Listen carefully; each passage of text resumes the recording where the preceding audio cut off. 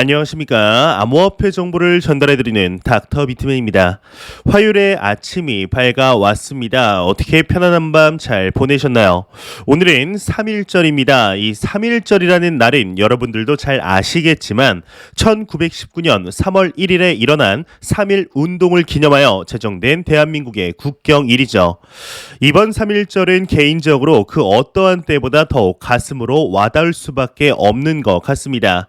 이 자유란 거저 얻어지는 것이 아닌 자유를 위한 갈망과 선조들의 희생이 있기에 현재 우리가 당연하게 여기는 자유를 쟁취할 수 있었다라는 것을 우크라이나와 러시아의 상황을 보며 새삼 다시 깨닫게 되는 것 같은데요. 그저 빨간 날 쉬는 날이 아닌 3.1절의 의미를 다시금 되새겨보는 하루가 되시길 바라면서 이 화요일의 아침은 과연 어떠한 소식들이 반겨주게 될지 한번 보도록 하겠습니다. 구독과 좋아요, 알림 설정 부탁드립니다.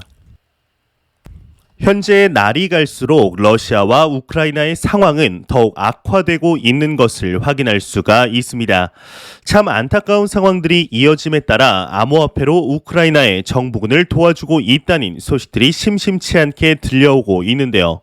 어제이죠. 2월 28일 오후 5시를 기준으로 이 정부군을 향한 암호화폐 기부액이 3,600만 달러, 한화 약 40억 원을 돌파했다는 소식이 나왔었습니다. 이에 오늘 추가적인 소식이 나왔는데 우크라이나의 정부가 이를 적극적으로 사용하고 있다고 합니다. 정확히 무슨 내용인지 같이 한번 보도록 하겠습니다. 외신 우크라이나 정부 전쟁 물자 확보를 위해 1,000만 달러 상당 기부 암호화폐를 사용하였다 헤드라인이 장식이 되어 있습니다. 암호화폐 전문 미디어 코인데스크의 경우는 우크라이나 정부가 휘발유, 식량, 군수품 등 전쟁 물자 확보를 위해 암호화폐 기부액 중에 약 1,000만 달러 상당을 이미 지출한 것으로 나타났다고 합니다. 미디어에 따르면 우크라이나를 지원하기 위해 모인 암호화폐 기부금은 현지 암호화폐 거래소 쿠나를 통해 지갑 간 이체가 계속되고 있다고 하는데요. 28일 기준 약 650만 달러 상당의 이더리움이 정부 지갑의 쿠나 거래소 지갑으로 이체되었다고 합니다. 이와 관련하여 마이클 초바니언 쿠나 창업자의 경우에는 우리는 현지에서 물자를 구매할 수 있는 현지 군인들에게 돈을 보내고 있다. 정부는 무인 항공기, 열 감지 고글, 휘발유 등을 구매하고 있다. 우리는 암호화폐를 사용해 전쟁 물자를 구매할 수 있으며 암호화폐 업계의 많은 친구들이 우크라이나를 돕고 있다. 우리는 그들에게 암호화폐를 보내고 그들은 유로화로 물자 구매에 필요한 비용을 지불하고 있다라고 말했다고 하는데요. 앞서 코인리스는 우크라이나를 돕기 위해 모금된 암호화폐 기부액이 3,600만 달러를 돌파했다 전한 바 있었다고 하였죠. 현재 암호화폐 시장의 국경 간 송금의 이점, 전통 금융산업과는 비교도 할 수 없는 속도의 장점이 선순환 구조로 사용되는 사례를 우리는 확인할 수가 있습니다. 이 자금이 전송되는데 여러 단계를 거치지도 않으며 며칠씩 걸리지도 않을 뿐만 아니라 수수료 또한 상당히 저렴하죠. 이번 전쟁 자체는 상당히 안타까운 상황인 것은 맞지만 이로 인해서 암호화폐 시장에 대한 인식이 다시 한번 글로벌적으로 변화하는 계기가 이루어지고 있는 것으로 보이고 있습니다. 예, 현재 러시아의 경우는 금융의 중심이죠. 미국을 시작으로 유럽, 심지어 우리나라이죠. 대한민국 또한 러시아를 스위프트에서 배제하는 데 동참을 하고 있는 중에 있습니다. 이 경제적으로 완전한 고립을 시켜 러시아의 경제를 압박시키겠다는 전략 중 하나인데요.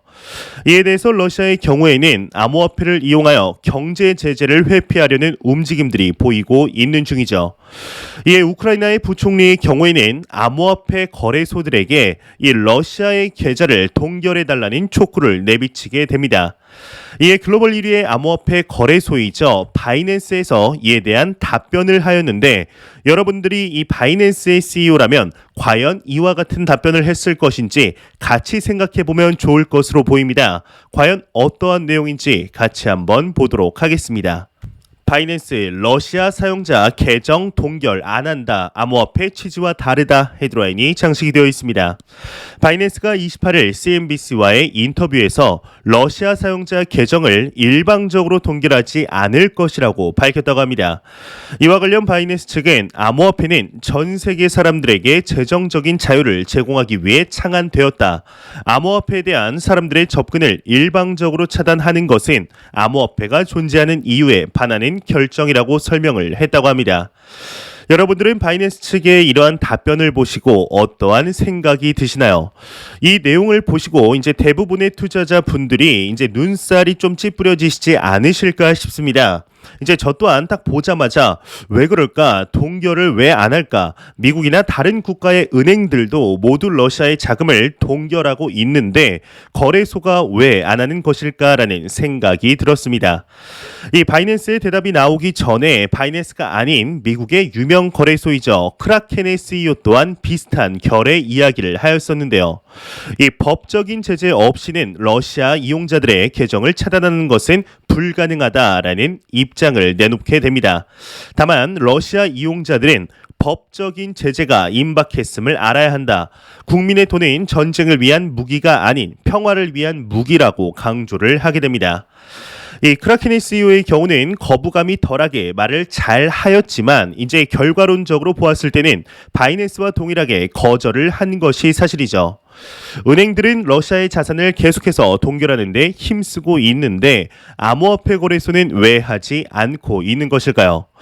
이 거래소들이 우크라이나를 싫어해서일까요? 아니면 전쟁이 좋아서일까요? 개인적으로는 절대로 아니라고 생각을 합니다. 바로 글로벌적인 규제 프레임워크가 없기 때문인데 이 큰 프레임워크 자체가 없기 때문에 현재 우크라이나를 옹호하는 전 세계적인 분위기 속에서 만일 러시아 계좌를 동결하는 일이 벌어지게 된다면 이후 이를 먹잇감 삼아 암호화폐 시장 전체를 흔들 수 있는 계기가 될 수 있기 때문에 쉽사리 동참하지 못하고 있는 것이죠. 또한 만약 그렇게 한다고 해도 본인의 거래소가 선례가 되고 싶지는 않을 것입니다. 그러기에 3일 전이죠. 2월 26일 당시 블룸버그에서 암호화폐 거래소들이 테러 제재를 위해 대처 방안을 모색하고 있다라는 이야기가 나왔었지만 단 하나의 거래소에서도 이야기들이 나오지 않고 있으며 이 러시아의 제재를 위하여 글로벌 암호화폐 거래소인 FTX 거래소의 경우에는 유럽 연합 내의 강력한 암호화폐 규제 도입을 환영할 것이라는 이야기를 하게 되었습니다. 말 그대로 러시아를 암호화폐 거래소들이 제재를 하기 위해서는 규제를 빨리 만들어야 한다라는 것인데요. 이 러시아가 얼마 전 자국의 핵부대에게 이제 특별 경계를 지시한 사항이 밝혀지게 되면서 조금이라도 더욱더 제재를 하기 위해 암호화폐 시장에 대한 규제 또한 가파르게 정해지지 않을까 싶습니다. 실제로 지난주 바이든 대통령의 경우에는 다음 주 암호화폐 행정명령 발령 예정이라는 발표를 하게 되었는데요. 이 기사 시점 다음 주라면 이제 이번 주를 이야기하는 것이죠. 실제로 미국에서 발령이 나게 되었을 때 이를 기반으로 암호화폐 시장이 어떻게 움직이게 될지 한번 지켜보도록 하겠습니다. 매일같이 나오는 리플 XRP에 관한 소식이 오늘 새로 나오지는 않았습니다만 우리 애증과 계력을 모두 이제 가지고 있는 리플 XRP에 관한 이야기를 한번 해보려고 합니다. 지난 1월 당시 빵형이죠. 이 리플사의 CEO 브래드 갈링 하우스로부터 하나의 트윗이 나오게 됩니다. 바로 리플사가 시리즈 C 주식을 다시 매입했다는 소식을 밝히게 된 것이었는데요. 아마 기억하시는 분들도 있으실 테지만 기억이 안 나시는 분들도 계실 것으로 보입니다. 이 트윗이 의미하는 바를 명확하게 파악하기 위해서는 지금으로부터 약 2년 전인 2019년으로 돌아가야 하는데요. 지난 2019년 12월 이러한 기사가 하나 나왔었습니다. 이 리플사가 시리즈 C 투자를 통하여 2억 달러를 모았다는 것이었죠. 이 당시 리플사의 경우에는 이 소식을 대대적으로 홍보하기 시작을 하였었는데 여기서 말하는 시리즈 C 투자라는 것을 이해하기 위해서는 통상의 기업들이 투자 자금을 어떻게 조달하는지 순서를 알아야 할 필요가 있습니다. 일단 가장 첫 번째 단계는 시드 단계입니다. 이 시드 단계에서는 아이디어를 구현하고 실제 수요가 있는지 마켓의 규모를 검증하는 단계에서 받는 투자인데, 여기서 이제 이 시드 단계를 넘어가게 되면 시리즈 A 단계 투자를 받게 됩니다. 시리즈 A 단계는 검증된 시장에 본격적으로 진출하는 단계에서의 투자인데요. 시리즈 A 단계 역시 성공적으로 패스를 하게 되면 시리즈 B 단계로 넘어가게 됩니다. 이때는 시장 진출 후에 의미 있는 성과를 내고 있을 때 본격적으로 시장 점유율을 늘리기 위해 받는 투자이죠. 이런 식으로 시장 점유율을 계속해서 넓혀 나갈 때 그 다음 스텝이 방금 전 말씀드린 시리즈 C 단계이죠. 2019년 12월 당시 리플사는 2억 달러 규모의 시리즈 C 투자를 유치하였습니다. 그리고 마침내 리플사의 CEO가 해당 주식을 다시 매입했다고 밝힌 것인데요. 이로써 리플은 이제 150억 달러의 가치를 인정받게 되었습니다. 2019년 12월을 기준으로 하자면 약 2년여 만에 리플이 막대한 성과를 이뤄낸 것이라 할 수 있겠는데요. 모두가 아닌 것처럼 리플은 현재 비상장 상태입니다. 브래드 갈링하우스의 경우에는 작년이죠. 2021년에 리플사가 SEC와의 소송 문제만 해결되면 IPO를 통해 리플을 상장시키겠다고 밝힌 바 있었습니다. 이렇게 되면 XRP가 증권이라고 주장해왔던 SEC의 입장도 사실상 정리가 되면서 리플은 XRP 판매가 아닌 더 큰 축에서의 비즈니스 전략을 내세울 수 있게 되었는데요. 리플사의 시리즈 C 투자에 참여했던 투자자들은 막대한 시세 차익을 얻게 되었습니다. 하지만 이보다 더욱 중요한 것이 있습니다. 그건 바로 리플사가 해당 시리즈 C 주식을 모두 되사들였다는 것인데, 일반적으로 회사가 자사 주식을 매입하는 것은 좋은 신호로 해석을 하게 됩니다. 이 상승할 가능성이 높다는 것을 회사가 증명하는 것이기 때문인데요. 그러한 점을 보았을 때 리플사의 시장에 대한 태도가 상당히 긍정적이라고 볼 수 있는 것이죠. 추가적으로 2022년 1월 말 당시 빵형의 경우에는 하나의 트윗을 남기게 됩니다. 리플의 성장이 지나치게 늦다는 비판을 의식이라도 한 듯 리플의 사전에는 이제 천천히가 없다고 밝힌 것인데, 2021년 SEC의 엄청난 공격에도 불구하고 리플사의 재무 상태는 역사상 가장 강력한 상태임을 역설하고 있습니다. 이 리플사의 경우에는 현재 은행에 이제 10억 달러, 하나 무려 1조 원 가량의 현금을 비축하고 있다고 밝히죠. 그다음 1.2조 원에 달하는 리플사의 이제 현금이 고무적인 이유는 단순히 많은 현금을 쌓아두고 있기 때문이 아닙니다. 이 시리즈 C 주식을 모두 회수했음에도 막대한 현금 유동성을 가지고 있기 때문에 주목해야 하는 것인데, 이로써 리플이라는 기업 자체에 대한 의심은 어느 정도 사라지지 않았을까 싶습니다. 기타의 알트코인 프로젝트처럼 잠깐 나왔다가 사라지는 것이 아니라는 확신이 생기는 지점인 것이죠.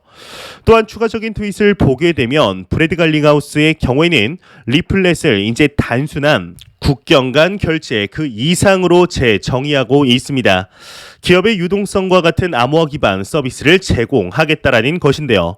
이 적극적으로 크립토 커런시로서 그리고 자산으로서 리플을 채택할 수 있는 환경을 만들 것이라는 기대감을 키우는 부분이죠. 사실 리플은 이제 구체적인 비전을 제시해야 한다는 알트코인들의 숙명 때문에 이제 발목이 잡힌 바 있습니다. 리플에 대하여 이야기를 할 때 이제 국제 송금 외에 쓰일 용도가 마땅하지 않다라는 비난은 처음부터 내내 있어 왔습니다. 이 비트코인과 이더리움의 높은 수수료가 XRP를 채택할 논리적인 근거로 제시되어 왔지만, 트론이나 비트토렌토 같이 수수료가 매우 저렴하거나 사실상 없는 전자화폐가 나온다면 리플의 당위성이 이제 희석된 것이 부정하고 싶지만 사실이었죠. 리플사의 비즈니스 대상은 사실상 개인이 아닙니다. 이제 엄밀히 말해서 국가와 기업 단위의 대규모 송금을 위해 만들어졌는데, 이미 네트워크상에서의 XRP 볼륨은 100억 달러를 넘어섰으며 이는 지속적으로 수치가 상승하고 있는 상황이죠. 이러한 추세가 지속이 된다면 머지않은 미래에는 리플을 통한 국제 송금이 완전히 자리 잡게 될 가능성이 상당히 높은 상황인데요. 이 리플이 상장하게 된다면 또한 주식을 매수하기 위한 투자자들도 많아질 것으로 충분히 예상할 수가 있을 것 같습니다. 저 또한 개인적으로 만약에 주식이 상장이 된다면 자산의 일부를 매수하는 데 사용할 것 같은데요. 이 리플사의 경우에는 은행들이 존재하는 한 계속해서 안정적으로 수익이 보장되는 비즈니스 모델을 가지게 되기 때문이죠. 지속적으로 늘어나는 통화량도 수익에 한몫을 하게 될 것입니다. 또한 빵형의 경우에는 추가적인 트윗을 통하여 리플 X에 대하여 언급한 것을 볼 수가 있습니다. XRP 레저 기반의 NFT, CBDC 상호 운용성 브릿지, 사이드체인 등의 개발을 위해 전 세계의 개발자 및 파트너들과 협력하고 있다는 것인데요. 이 발언을 통해 리플사가 이제는 사업 모델의 다각화를 본격적으로 시작했다는 사실을 확인할 수가 있다고 볼 수 있겠습니다. 조금 더 쉽게 비유를 하면 이 비유를 해서 이야기를 하자면 리플사가 현재 대한민국 사람이라면 모를 수가 없는 이 카카오톡과 같다고 볼 수가 있을 것 같습니다. 이 투자금도 많이 받아 놓았으며 현금도 많이 쌓아 놓았죠. 그러니 이제는 새로운 사업 분야를 개척하겠다라는 것인데 그렇게 카카오톡이 카카오가 되고 포털 사이트인 다음을 인수하였습니다. 그리고 카카오 생태계 구축을 본격적으로 시작해서 이제는 사실상 국내 모든 사람들이 카카오 서비스의 유저가 된 것인데요. 리플 역시 이러한 꿈을 꾸고 있다고 생각을 하고 있습니다. 다만 그 규모가 개인이 아닌 국가와 기업이라는 것에 차이가 있다고 보고 있는데 리플사가 꿈꾸는 미래는 블록체인이라는 세상에 들어오게 되면 모두가 사실상 리플이라는 서비스의 유저가 되게 하겠다라는 것이 아닐까 싶습니다. 이를 위해 리플은 지난 2021년 스웰 컨퍼런스를 통해서 자체 거래소를 만들고 있으며 XRP 레저 기반의 결제와 NFT, CBDC 상호 운용성, 브릿지 사이드 체인 등 사실상 모든 블록체인 서비스를 만들겠다는 계획을 발표하였는데요. 그저 만들어진 지 얼마 안 된 프로젝트이거나 오래되었지만 아무런 자금이 없는 프로젝트가 이러한 포부를 밝혔다면 무시했을 것입니다. 하지만 이러한 계획을 발표한 곳은 리플사입니다. 현재는 SEC와의 소송으로 힘든 시간들을 보내고 있지만 이 소송이 마무리되며 금융의 중심이라고 불리우는 미국에서 사업 확장이 가능해지게 된다면 현재와는 비교할 수 없을 정도의 높은 성장세를 확인할 수 있으리라 생각을 하고 있습니다. 현재 리플사에게는 시간과 기술 그리고 자금력이 뒷받침되어 있다는 것을 잊지 않아야 하지 않을까 하는 생각이 드네요. 현재 암호화폐 시장을 비롯한 위험자산 미 증시를 비롯한 모든 이제 자산 시장들의 변동성이 심화가 되고 있습니다. 계속되는 우크라이나와 이제 러시아와의 전쟁이 심화되면서 자산 시장에도 영향을 지속적으로 주고 있죠. 심지어 우크라이나의 대통령인 젤렌스키 대통령을 암살하러 이제 러시아 측에서 400여 명의 용병을 잠입시켰다라는 소식이 나오며 국제사회에 더욱 큰 충격을 안겨주고 있습니다. 정말 이게 21세기를 살아가고 있는 것이 맞는 건가 싶은 현실감이 없는 소식들이 계속해서 나오고 있는데요. 참 안타까운 모습들이 반복적으로 진행이 되고 있습니다. 하루빨리 이 전쟁이 종식이 되어서 더 이상 무고한 희생이 없기를 진심으로 바라보겠습니다. 제가 준비해온 소식은 여기까지입니다. 영상이 도움이 되셨다면 구독과 좋아요 그리고 광고 한 편만 처음부터 끝까지 시청 부탁드립니다. 이 채널은 오직 광고 수익으로 운영이 되게 됩니다. 항상 영상 시청해 주시는 시청자분들, 구독자분들 너무나 감사드립니다. 오늘 하루도 행복한 하루 되시길 바라면서 저는 더욱 도움이 되는 영상으로 저녁 시간대 찾아뵙도록 하겠습니다. 지금까지 닥터 비트맨이었습니다. 감사합니다.